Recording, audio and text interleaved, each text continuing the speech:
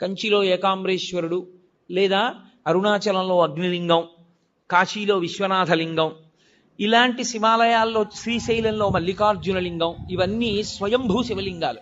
తమంత తాముగా ఏర్పడ్డ, ఎవరు ప్రతిష్ఠ చేయలేదు.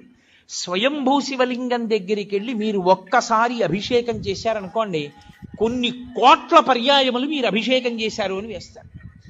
మీరు స్వయంభూ శివలింగం దగ్గరికి వెళ్ళి శివ శివ అన్నారనుకోండి, లెక్కలేదు అంత శివనామం చెప్పాడు అని వేస్తారు. స్వయంభూలింగం దగ్గర మీరు ఏది చేసినా దానికి వచ్చేటటువంటి ఫలితమును చెప్పుట సాధ్యము కాదు. అది స్వయంభూలింగం.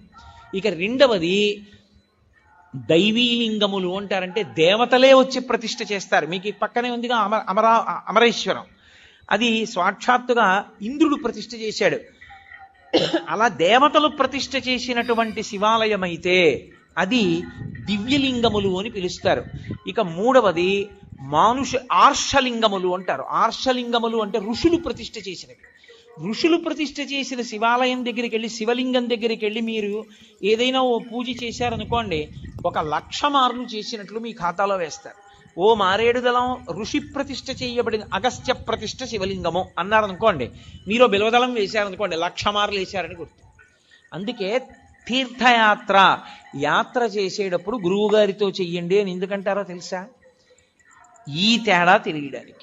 లేకపోతే అక్కడ నువ్వు గిరగిరా తిరిగి వచ్చేస్తే ఏమి సంపాదిస్తావు అక్కడికి వెళ్ళి? ఒరే, దానికి బ్రహ్మసూత్రం ఉందిరా, కాస్త తేనె పోయి హుండీలో 10 రూపాయలు వేయిరా, ఇంకొక మాట సాష్టాంగం చేయరా అని గురువుగారు చెప్తే కదా నువ్వు ఫలితం పొందేది. నీకు బ్రహ్మసూత్రం అంటే తెలియదు, శివలింగం మీద గీత ఎందుకుందో నీకు తెలియకపోతే నువ్వు వెళ్ళి కూడా ఏం చేసుకుంటావు ఆ క్షేత్రానికి? అందుకని గురువుతో వెళ్ళండి తీర్థయాత్రకి అనడానికి కారణం అక్కడ వచ్చింది. కాబట్టి ఆర్షలింగము ఋషి ప్రతిష్ఠ. రాక్షసలింగములను ఉంటాయి, వాటికి పూజ చెయ్యకూడదని నియమం ఉందని మీరు అనుకునేరు, తప్పు. రాక్షసులు ప్రతిష్ఠ చేస్తారు. రాక్షసుల చేత ప్రతిష్ఠింపబడినటువంటి లింగం దగ్గరికి వెళ్ళి పూజ చేస్తే 10,000 రెట్ల ఫలితాన్ని ఇస్తారు. మానుషలింగములు అంటారు, మనుష్యులు ప్రతిష్ఠ చేసినటువంటి శివలింగాలు. ఇదిగో ఇప్పుడు ఇక్కడ ఉన్నటువంటి దేవాలయంలో ఉన్నటువంటి శివలింగం.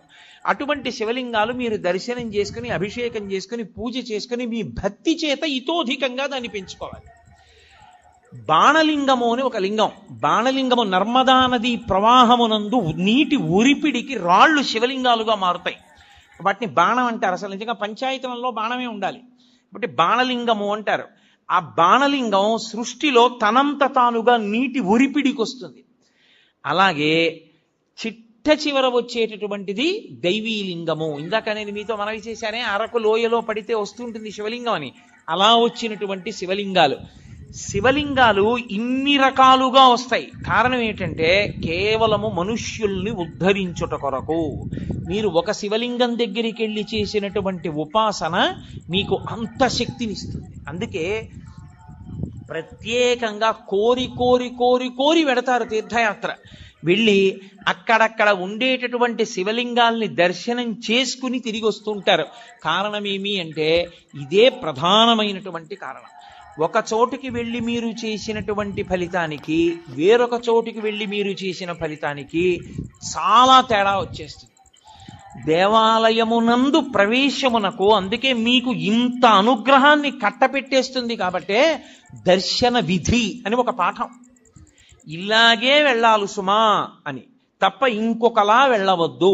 శివాలయంలో మీకు వెంటనే అనుగ్రహం కలగాలి అని అనుకుంటే, మీరు వెళ్ళిన దాంట్లో ఒక్క నిమిషం వృధా కాకుండా పరిపూర్ణంగా శివానుగ్రహం పొందాలి అనుకుంటే ఎలా బయలుదేరాలో చెప్పింది శాస్త్రం. త్రిపుండ్రములను ధరించి బొట్టు పెట్టుకుని, పంచ కట్టుకుని, ఉత్తరీయాన్ని తీసి నడుముకి బిగించుకుని, మీద ఉత్తరీయం వేసుకోకుండా శివాలయం బయటే చెప్పులు విడిచిపెట్టి కాళ్ళు కడుక్కుని, కుడికాలు ముందు పెట్టి లోపలికి వెళ్ళి మొట్టమొదట రాజగోపురాన్ని చూసి, తర్వాత శివాలయ గోపురాన్ని చూసి, అప్పుడు మీరు శివాలయం దగ్గరికి వెళ్ళి నంది దగ్గర మాత్రమే మీరు ప్రదక్షిణాన్ని ప్రారంభం చేయవలసి ఉంటుంది. కాబట్టి నందీశ్వరుడి దగ్గర ప్రదక్షిణాన్ని ప్రారంభం చేసి వెళ్ళేటప్పుడు దేవాలయంలో మహామంటపము, అర్ధమంటపము, ముఖమంటపము అని 3 మంటపాలు ఉంటాయి. ఈ 3 మంటపాలు దేనికి గుర్తు అంటే స్థూల సూక్ష్మ కారణ శరీరములకు గుర్తు. ఈ 3 శరీరములను నేను అధిగమించేటటువంటి అదృష్టం నాకు కలగాలని కోరుకోవడం ముఖమంటపాన్ని మహామంటపాన్ని అర్ధమంటపాన్ని ముఖమంటపాన్ని దాటాలి. దాటేటప్పుడు శివాలయానికి ప్రదక్షిణం చేస్తే ఒక్క మారు చేస్తే చాలు, 3 మార్లు చేస్తే విశేషం. ఎందుకని 3 మాటలు? భగవాన్ రమణ మహర్షి ఎందుకు గిరి ప్రదక్షిణం చెయ్యాలి అన్నదానికి చెప్తుండేవారు. అంటే మీరు ప్రదక్షిణం చెయ్యడానికి కాళ్ళు కదుపుతుంటే మీ పాపములు కాలిపోతాయి. మీరు ఏ కోరికతో అలమటిస్తున్నారో ఆ కోరికలు ఇవ్వబడతాయి. మీరు ఏ కోరిక లేకుండా ప్రదక్షిణం చేస్తుంటే అంటే జన్మాంతరములందు చేసిన పాపములు కూడా కాలిపోతాయి. ఆఖరి ఊపిరి దగ్గర పాపపుణ్యములు లేని స్థితి కల్పించి మోక్షం ఇవ్వబడుతుంది. ప్రదక్షిణం, అందుకు శివాలయ ప్రదక్షిణం వచ్చింది. నేను కాదు, స్కాందంలోంచి సాక్షాత్ భగవాన్ రమణులు చెప్తుండేవారు కూర్చోబెట్టి ఎందుకు గిరి ప్రదక్షిణం చెయ్యాలో. కాబట్టి ప్రదక్షిణం 3 మార్లు చేస్తారు. ఎందుకు 3 మార్లు చెయ్యడం అంటే నేను ఈషణత్రయాన్ని విడిచిపెట్టగలిగిన శక్తిని నాకు ఈషణత్రయము అంటే ప్రధానమైనటువంటివి ధనేష, దారేష, పుత్రేష. ధనేష డబ్బు మీద వ్యామోహం వదలదు, దారేష భార్య మీద వ్యామోహం వదలదు, పుత్రేష కొడుకు మీద వ్యామోహం వదలదు. ఈశ్వర, ఈ వ్యామోహాలన్నీ వెంట పెట్టుకుని ఏం పొందుతాను? పెద్దవాణ్ణి అయిపోయాను, నాకు ఇంకా ఈ వ్యామోహాలు తగ్గించి నువ్వు వాణ్ణి భద్రంగా నువ్వు చూడు అని కోరుకుని తిరిగితే 3 మార్లు దాని చేత వాసనాత్రయాన్ని ఈశ్వరుడు తీసేస్తాడు, ఈషణత్రయాన్ని తీసేస్తాడు. తీసేసిన తర్వాత బలిమంటపం దగ్గరికి రావాలి. వచ్చి బలిమంటపం దగ్గర నమస్కారం చెయ్యాలి. ఎందుకు అంటే మనలో ఉండేటటువంటి కామక్రోధ లోభ మద మోహమాత్సర్యములనేటటువంటి అరిషడ్వర్గములను బలివ్వాలి అక్కడ. అంటే విడిచిపెట్టేసేటటువంటి శక్తి నాకు ఈశ్వరా కల్పించు. అవి మిమ్మల్ని విడిచిపెట్టవు, అవి విడిచిపెట్టేలా ప్రవర్తించగలిగిన శక్తి మీకు కలగాలి. వాటికి అసహ్యం వెయ్యాలి. అబ్బా వీడిని పట్టుకుంటే ఏమొచ్చిందిరా, వీడేమి మనం కోరుకునేటట్టుగా ప్రవర్తించడని వెళ్ళిపోవాలి. కోపం రాదు ఆయనకి, ఓర్పు, కోపము స్థానమునందు ఓర్పుతో గెలుస్తాడు. కామము ఈశ్వర కామంగా మారుస్తాడు. ఇలా మార్చగలిగిన శక్తి దేని వలన వస్తుంది అంటే బలిమంటపం దగ్గరికి వెళ్ళి నమస్కారం చెయ్యాలి. అంతేకాని బలిమంటపం దగ్గర ఏ నమస్కారం చేయకుండా దాటకూడదు. అరిషడ్వర్గములను విడిచిపెట్టడానికి బలిమంటపానికి నమస్కారం చెయ్యాలి. అమ్మ ఎందుకమ్మా పిల్లాడితో ఎంతమంది మీ చుట్టూ ఉన్న వాళ్ళు ఇబ్బంది పడుతున్నారు? నేను చెప్పే వరకు మీరు గమనించలేరా? ఎంతమంది దృష్టి కేంద్రీకరణ పాడైపోతుంది. కాసేపు ఎందుకు పిల్లాన్ని తీసుకుని బయటికి వెళ్ళరు? బయటికి వెళ్ళండి పిల్లాన్ని తీసుకుని. కాబట్టి బలిహరణ మంటపము, దాని దగ్గర మీలో ఉండేటటువంటి అరిషడ్వర్గములను మీరు బలివ్వాలి. బలివ్వడం అంటే ఏదో జంతువుల్ని తీసుకొచ్చి చంపేయమని కాదు నా ఉద్దేశ్యం. వాటిని అధిగమించగలిగినటువంటి శక్తి ఈశ్వర కృపాకటాక్ష వీక్షణముల చేత మీకు అబ్బాలని కోరుకోవడం, అది బలిమంటపం దగ్గర నమస్కారం. తర్వాత ఈశ్వరుడి యొక్క వాహనానికి నమస్కారం చేస్తారు. నందీశ్వరుడు, గరుత్మంతుడు వీళ్ళు వహిస్తారు పరమేశ్వరుణ్ణి. వహించడం అంటే వీపు మీద కూర్చోబెట్టడం కాదు, ఎప్పుడు గుండెల్లో పెట్టుకుంటారు. అందుకే నంది చూపు శివుడి మీద ఉంటుంది, పృష్ఠభాగం ప్రపంచానికి ఇస్తాడు. ఆయనకి ప్రపంచంతో సంబంధం లేదు, పరమేశ్వరుడితో సంబంధం. ఎప్పుడు నిరంతరం నిన్ను గుండెలో పెట్టుకుని ఆరాధన చేసేటటువంటి ఈ వాహనం ఎటువంటిదో, పరమేశ్వర నేను కూడా నిన్ను గుండెల్లో పెట్టుకుని ఎప్పుడూ నీ గురించి స్మరణ చెయ్యగలిగినటువంటి భక్తి నాకు కల్పించు. కాబట్టి వాహనానికి నమస్కారం చెయ్యాలి. ఒక్క శివాలయం దగ్గర మాత్రం వాహనానికి నమస్కారం చేస్తే కుదరదు. ప్రదోషం దాటిపోతే, ప్రదోషము అంటే సాయంకాలం అసుర సంధ్య వేళ, అసుర సంధ్య వేళ ప్రత్యేకంగా పరమేశ్వరుడు ఈ భూమండలం మీద కదులుతాడు. 2 ప్రదోష వేళలో తాండవం చేస్తాడు. దేవతలందరూ శివాలయం దగ్గరికి ఎడతారు. అందుకే ప్రదోష వేళలో ఒక్క శివాలయానికే దర్శనం. 2 నరసింహస్వామి దర్శనం చెయ్యవచ్చు, దోషం లేదు. కాబట్టి మహానుభావుడైనటువంటి పరమేశ్వరుడి యొక్క దర్శనానికి వెళ్ళేటప్పుడు మీరు ఆ వాహనం దగ్గరికి వెళ్ళి నువ్వు ఎలా భగవంతుణ్ణి గుండెల్లో పెట్టుకుని మోస్తున్నావో అలా నేను కూడా మోయగలిగిన శక్తినియ్యి అని అడగాలి. విష్ణు ఆలయంలో గరుత్మంతుడికి నమస్కారం చేసి వెళ్ళిపోతాం. ఒక్క శివాలయంలో మాత్రం ఒక నియమం ఉంటుంది. పగటిపూట అంతా శివలింగం ఒక్కటే ఉంటుంది దర్శనానికి యోగ్యంగా. సాయంకాలం అయిపోతే సాధారణంగా కవచం పెట్టేస్తారు. కవచము అంటే రూపాన్ని పెట్టేస్తారు. ఇగో ఈ వెనకాతల ఉన్న రూపం ఎలా ఉంటుందో అటువంటి దాన్ని శివలింగానికి తొడిగేస్తారు. ఒకసారి కాని శివలింగానికి కవచం తొడిగారా ఇక మీరు నంది యొక్క శృంగముల నుండి చూడకూడదు. అలా కాని కవచం తొడిగి లేదా మీరు తిన్నగా నిలబడి శివలింగాన్ని చూడకూడదు. అప్పుడు చూసేటప్పుడు మాత్రం మీకు అదృష్టం పండిందని గుర్తు. కవచం పెట్టకముందు మీరు శివాలయంలోకి వెళ్ళారంటే మీ భాగ్యం పండిందని గుర్తు. ఎందుకో తెలుసా? ఈ సమస్త ప్రపంచమునందు కేళి చేసే శివస్వరూపం దర్శనం అవ్వాలంటే నందీశ్వరుడికి ఆయన ఇలా ఉంటే మీకు ఎడం పక్కన నంది ఉండేటట్టుగా వచ్చి మీ ఎడం చేత్తో ఆయన యొక్క పృష్ఠభాగంలో అవయవాన్ని ఒక్క లిప్తకాలం పట్టుకోవాలి. కుడి చేతి బొటన వేలు చూపుడు వేలు శృంగముల మీద ఉంచాలి. ఉంచి వృషస్య వృషణం స్పృష్ట్వా శృంగమధ్యే శివాలయం దృష్ట్వా క్షణం నరో యాతి కైలాసే శివదర్శనం. ఇలా పెట్టి తర్వాత ఎడం చేత్తో పట్టుకుని ఒక్కసారి ఇలా నొక్కి వదిలేయాలి. అలా నొక్కి వదిలినప్పుడు ఆయన ఊపిరి అని ఆగుతుంది. ఆయన ఊపిరిలో సయ్యాటలాడుతుంటాడు ఊయలలో శివుడు. ఆ ఊయల ఆగుతుంది. ఆగినప్పుడు ఆ శివలింగాన్ని ఒక్కసారి చూసిన వారెవరో వాడు కైలాసమునకు వెళ్ళి పరమేశ్వర దర్శనం చేశాడని వేస్తారు ఖాతాలో. అది శైవాగం.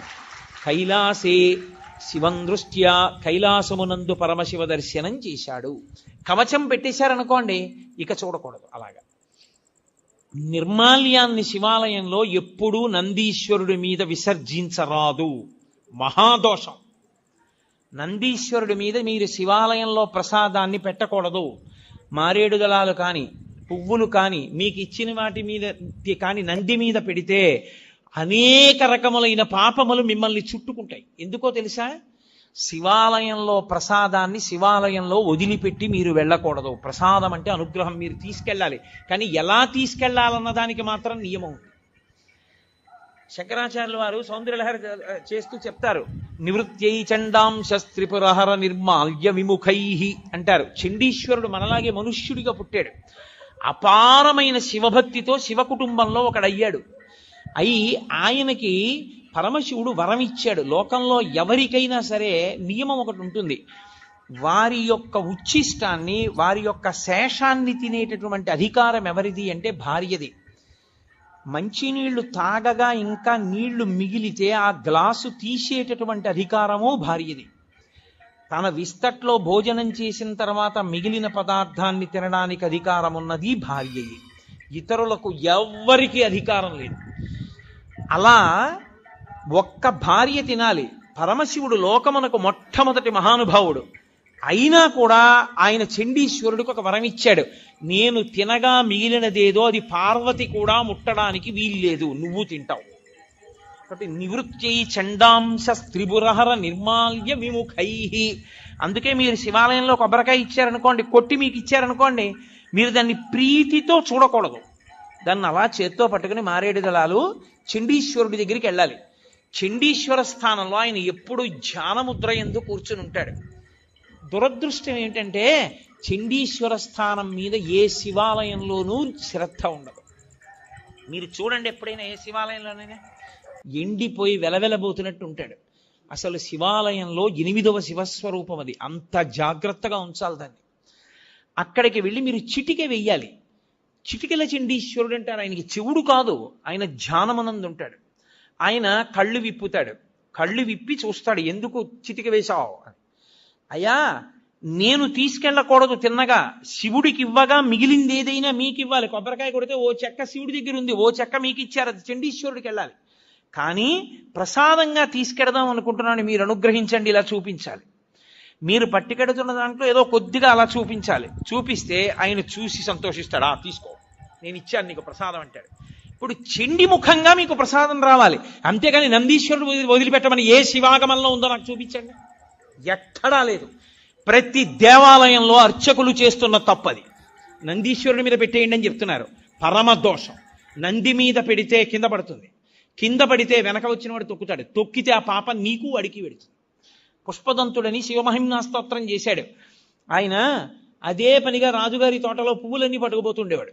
పట్టుకుపోతుంటే కనపడేవాడు కాడు గంధర్వుడు. రాజుగారికి కోపం వచ్చింది, వీడిని పట్టుకోలేకపోతున్నాం, శివాలయంలో వాడినటువంటి పువ్వులు తెచ్చి చల్లండి కింద ఆకులు, వాడు రాత్రి వచ్చి తొక్కుతాడు, వాడి శక్తి పోతుంది అన్నాడు. చల్లేశారు. ఆయన తెలియక భూమి మీద దిగాడు పూల తోటలో, తొక్కగానే ఆయన శక్తి పోయింది, పట్టుకుని బంధించారు. అప్పుడు ఆయన శివమహిమ్నా స్తోత్రం చేశాడు. నందీశ్వరుడి దంతాల మీద ఉంటాయి ఇప్పటికీ ఆ శివమహిమ్నా స్తోత్ర శ్లోకాలు.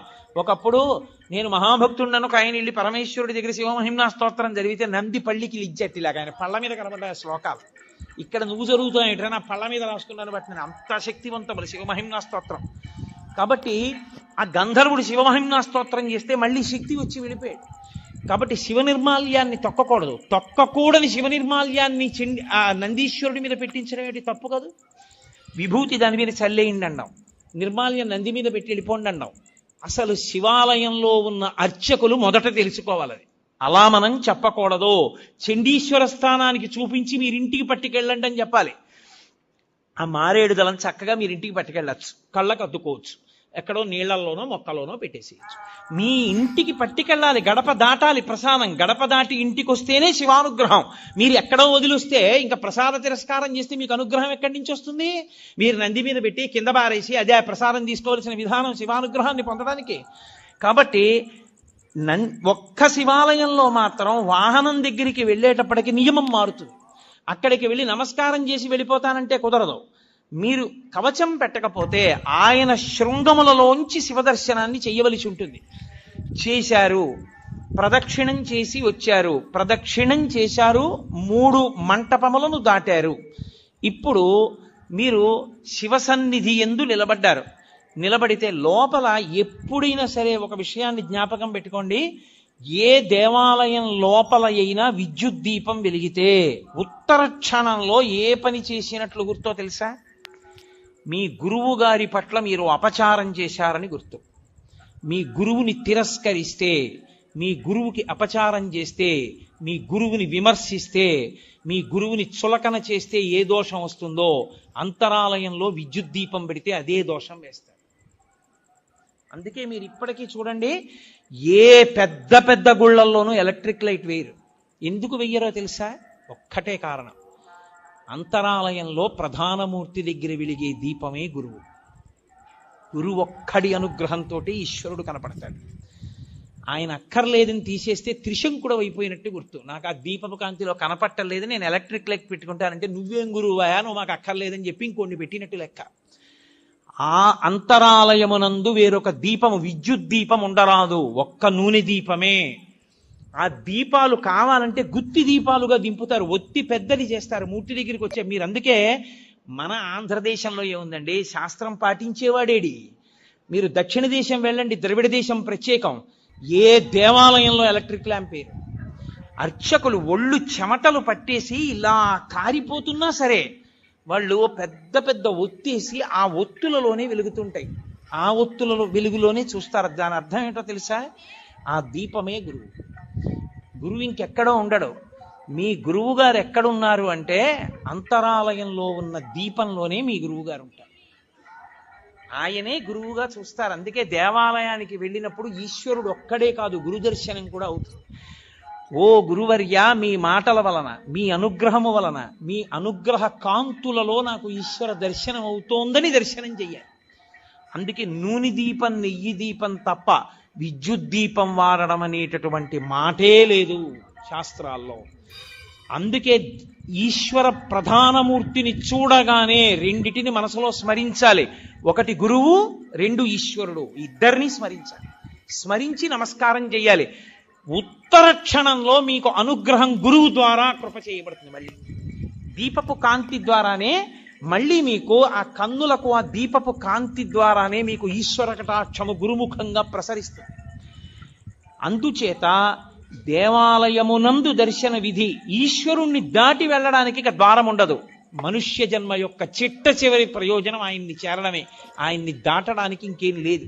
అందుకే పృష్ఠభాగంలో అంతరాలయానికి ఇక ద్వారం ఉంచరు.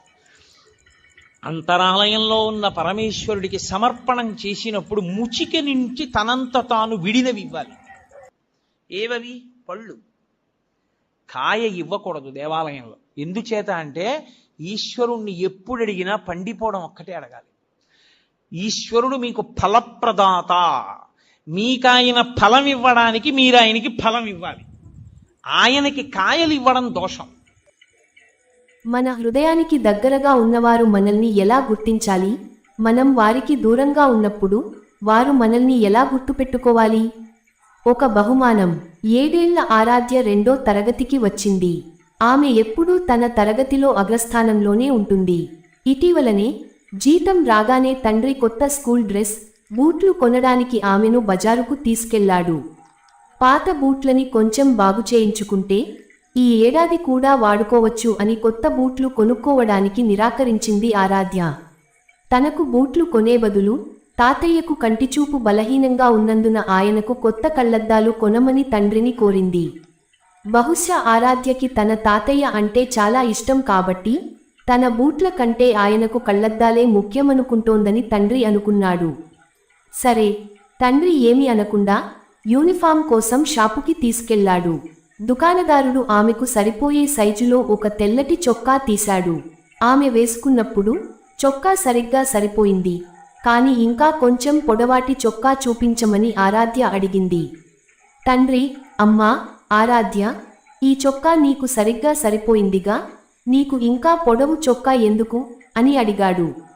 ఆరాధ్య, నాన్న, నేను ఎలాగూ చొక్కాను నా స్కర్ట్ లోపలే పెట్టి వేసుకోవాలి కాబట్టి కొంచెం పొడవుగా ఉన్నా దానివల్ల ఎటువంటి తేడా ఉండదు. పైగా నేను ఈ చొక్కాను తరువాతి క్లాస్లో కూడా ఉపయోగించుకోవచ్చు. నా మునుపటి చొక్కా కూడా బాగానే ఉంది, కానీ అది నాకు పొట్టైపోవడం వల్ల నేను దానిని ఉపయోగించలేకపోతున్నాను అని చెప్పింది. ఆమె తండ్రి మౌనంగా ఉండిపోయాడు. ఇంటికి తిరిగి వస్తుండగా కూతుర్ని అడిగాడు, ఆరాధ్య, నీకు ఇవన్నీ ఎవరు నేర్పిస్తారు? ఆరాధ్య ఇలా చెప్పింది, అమ్మకి కొత్త చీర కొనకుండానో లేదా నీకోసం కొత్త బూట్లు తెచ్చుకోకుండా నా పుస్తకాలకు, బట్టలకి డబ్బు మొత్తం ఖర్చు పెట్టడం నేను తరచుగా గమనిస్తూ ఉంటాను. నువ్వు చాలా నిజాయితీపరుడివి అని మన కాలనీలోని వాళ్లందరూ చెప్పుకుంటూ ఉంటారు. ఇద్దరూ ఒకే ఆఫీస్లో పనిచేస్తున్నా ప్రదీప్ తండ్రిని మాత్రం అందరూ దొంగ, నిజాయితీ లేనివాడు, లంచం తీసుకునేవాడు అని ఇలా చాలా అంటుంటారు. అందరూ నిన్ను పొగిడితే నాకు చాలా ఇష్టం నాన్న, అమ్మ, తాతగారు కూడా నిన్ను చాలా అభినందిస్తూ ఉంటారు. కొత్త బట్టలు లేదా కొత్త బూట్లు ధరించడం అంత ముఖ్యమైనది కాదు నాన్న, కానీ ఎవరూ కూడా మిమ్మల్ని నిజాయితీ లేనివారు లేదా లంచం తీసుకునేవారు అని సంబోధించకూడదు. నేను మీకు బలం కావాలని కోరుకుంటున్నాను నాన్న, నీ బలహీనతను అవ్వకూడదు. ఆమె తండ్రికి నోటమాట రాలేదు. ఈరోజు మొట్టమొదటిసారిగా అతని నిజాయితీకి తగిన ప్రతిఫలం లభించింది. ఈరోజు అతని కళ్ళలో ఆనందం, గర్వం, గౌరవం తాలూకు నీళ్లు తిరిగాయి. మీ కుటుంబం, మీ పిల్లల దృష్టిలో ఒక ఆదర్శవంతమైన వ్యక్తిగా మిమ్మల్ని మీరు చూసుకోవటం ప్రపంచంలోనే అతిపెద్ద, అత్యంత అందమైన బహుమతి. మన పిల్లలు మనల్ని ఆదర్శవంతమైన వ్యక్తులుగా భావించి మనల్ని ప్రేమించి గౌరవిస్తే కష్టానికి, అంకితభావానికి ఇంతకంటే పెద్ద ప్రతిఫలం మరొకటి ఉండదు. గౌరవం, ప్రతిష్ఠ సంపద నుండి కాదు, సద్గుణాల నుండి వస్తాయి. హృదయం ఎల్లప్పుడూ మనకు నిజమే చెబుతుంది, సరిగ్గా మార్గనిర్దేశం చేస్తుంది. దురాశ, అహం జోక్యం చేసుకొని తప్పుదారి పట్టిస్తాయి. మీ హృదయంలోని మంచితనం మీ చర్యలలో ప్రతిబింబించనివ్వండి. మన హృదయానికి దగ్గరగా ఉన్నవారు మనల్ని ఎలా గుర్తించాలి? మనం వారికి దూరంగా ఉన్నప్పుడు వారు మనల్ని ఎలా గుర్తుపెట్టుకోవాలి? ఒక బహుమానం. 7 ఏళ్ల ఆరాధ్య 2వ తరగతికి వచ్చింది. ఆమె ఎప్పుడూ తన తరగతిలో అగ్రస్థానంలోనే ఉంటుంది. ఇటీవలనే జీతం రాగానే తండ్రి కొత్త స్కూల్ డ్రెస్, బూట్లు కొనడానికి ఆమెను బజారుకు తీసుకెళ్లాడు. పాత బూట్లని కొంచెం బాగు చేయించుకుంటే ఈ ఏడాది కూడా వాడుకోవచ్చు అని కొత్త బూట్లు కొనుక్కోవడానికి నిరాకరించింది ఆరాధ్య. తనకు బూట్లు కొనే బదులు తాతయ్యకు కంటిచూపు బలహీనంగా ఉన్నందున ఆయనకు కొత్త కళ్లద్దాలు కొనమని తండ్రిని కోరింది. బహుశా ఆరాధ్యకి తన తాతయ్య అంటే చాలా ఇష్టం కాబట్టి తన బూట్ల కంటే ఆయనకు కళ్లద్దాలే ముఖ్యమనుకుంటోందని తండ్రి అనుకున్నాడు. సరే, తండ్రి ఏమీ అనకుండా యూనిఫామ్ కోసం షాపుకి తీసుకెళ్లాడు. దుకాణదారుడు ఆమెకు సరిపోయే సైజులో ఒక తెల్లటి చొక్కా తీశాడు. ఆమె వేసుకున్నప్పుడు చొక్కా సరిగ్గా సరిపోయింది, కాని ఇంకా కొంచెం పొడవాటి చొక్కా చూపించమని ఆరాధ్య అడిగింది. తండ్రి, అమ్మా, ఆరాధ్య, ఈ చొక్కా నీకు సరిగ్గా సరిపోయిందిగా, నీకు ఇంకా పొడవు చొక్కా ఎందుకు అని అడిగాడు.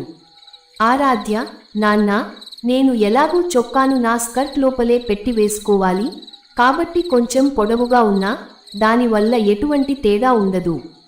పైగా నేను ఈ చొక్కాను తరువాతి క్లాస్లో కూడా ఉపయోగించుకోవచ్చు.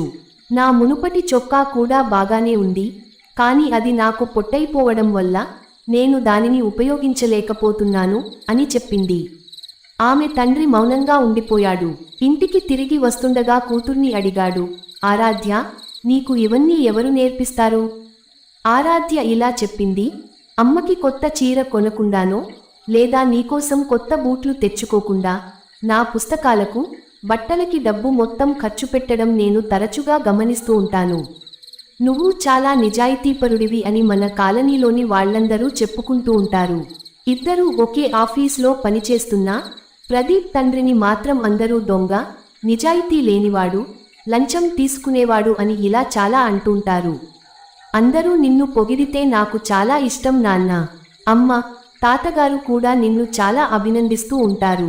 కొత్త బట్టలు లేదా కొత్త బూట్లు ధరించడం అంత ముఖ్యమైనది కాదు నాన్న, కానీ ఎవరూ కూడా మిమ్మల్ని నిజాయితీ లేనివారు లేదా లంచం తీసుకునేవారు అని సంబోధించకూడదు. నేను మీకు బలం కావాలని కోరుకుంటున్నాను నాన్న, నీ బలహీనతను అవ్వకూడదు. ఆమె తండ్రికి నోటమాట రాలేదు. ఈరోజు మొట్టమొదటిసారిగా అతని నిజాయితీకి తగిన ప్రతిఫలం లభించింది. ఈరోజు అతని కళ్ళలో ఆనందం, గర్వం, గౌరవం తాలూకు నీళ్లు తిరిగాయి. మీ కుటుంబం, మీ పిల్లల దృష్టిలో ఒక ఆదర్శవంతమైన వ్యక్తిగా మిమ్మల్ని మీరు చూసుకోవటం ప్రపంచంలోనే అతిపెద్ద, అత్యంత అందమైన బహుమతి. మన పిల్లలు మనల్ని ఆదర్శవంతమైన వ్యక్తులుగా భావించి, మనల్ని ప్రేమించి గౌరవిస్తే, కష్టానికి, అంకితభావానికి ఇంతకంటే పెద్ద ప్రతిఫలం మరొకటి ఉండదు. గౌరవం, ప్రతిష్ఠ సంపద నుండి కాదు, సద్గుణాల నుండి వస్తాయి. హృదయం ఎల్లప్పుడూ మనకు నిజమే చెబుతుంది, సరిగ్గా మార్గనిర్దేశం చేస్తుంది. దురాశ, అహం జోక్యం చేసుకొని తప్పుదారి పట్టిస్తాయి. మీ హృదయంలోని మంచితనం మీ చర్యలలో ప్రతిబింబించనివ్వండి. మన హృదయానికి దగ్గరగా ఉన్నవారు మనల్ని ఎలా గుర్తించాలి? మనం వారికి దూరంగా ఉన్నప్పుడు వారు మనల్ని ఎలా గుర్తుపెట్టుకోవాలి? ఒక బహుమానం. 7 ఏళ్ల ఆరాధ్య 2వ తరగతికి వచ్చింది. ఆమె ఎప్పుడూ తన తరగతిలో అగ్రస్థానంలోనే ఉంటుంది. ఇటీవలనే జీతం రాగానే తండ్రి కొత్త స్కూల్ డ్రెస్, బూట్లు కొనడానికి ఆమెను బజారుకు తీసుకెళ్లాడు. పాత బూట్లని కొంచెం బాగు చేయించుకుంటే ఈ ఏడాది కూడా వాడుకోవచ్చు అని కొత్త బూట్లు కొనుక్కోవడానికి నిరాకరించింది ఆరాధ్య. తనకు బూట్లు కొనే బదులు తాతయ్యకు కంటిచూపు బలహీనంగా ఉన్నందున ఆయనకు కొత్త కళ్లద్దాలు కొనమని తండ్రిని కోరింది. బహుశా ఆరాధ్యకి తన తాతయ్య అంటే చాలా ఇష్టం కాబట్టి తన బూట్ల కంటే ఆయనకు కళ్లద్దాలే ముఖ్యమనుకుంటోందని తండ్రి అనుకున్నాడు. సరే, తండ్రి ఏమీ అనకుండా యూనిఫామ్ కోసం షాపుకి తీసుకెళ్లాడు. దుకాణదారుడు ఆమెకు సరిపోయే సైజులో ఒక తెల్లటి చొక్కా తీశాడు. ఆమె వేసుకున్నప్పుడు చొక్కా సరిగ్గా సరిపోయింది, కాని ఇంకా కొంచెం పొడవాటి చొక్కా చూపించమని ఆరాధ్య అడిగింది. తండ్రి, అమ్మా, ఆరాధ్య, ఈ చొక్కా నీకు సరిగ్గా సరిపోయిందిగా, నీకు ఇంకా పొడవు చొక్కా ఎందుకు అని అడిగాడు. ఆరాధ్య, నాన్న, నేను ఎలాగూ చొక్కాను నా స్కర్ట్ లోపలే పెట్టి వేసుకోవాలి, కాబట్టి కొంచెం పొడవుగా ఉన్నా దానివల్ల ఎటువంటి తేడా ఉండదు. పైగా నేను ఈ చొక్కాను తరువాతి క్లాస్లో కూడా ఉపయోగించుకోవచ్చు. నా మునుపటి చొక్కా కూడా బాగానే ఉంది, కానీ అది నాకు పొట్టైపోవడం వల్ల నేను దానిని ఉపయోగించలేకపోతున్నాను అని చెప్పింది. ఆమె తండ్రి మౌనంగా ఉండిపోయాడు. ఇంటికి తిరిగి వస్తుండగా కూతుర్ని అడిగాడు. ఆరాధ్య, నీకు ఇవన్నీ ఎవరు నేర్పిస్తారు? ఆరాధ్య ఇలా చెప్పింది.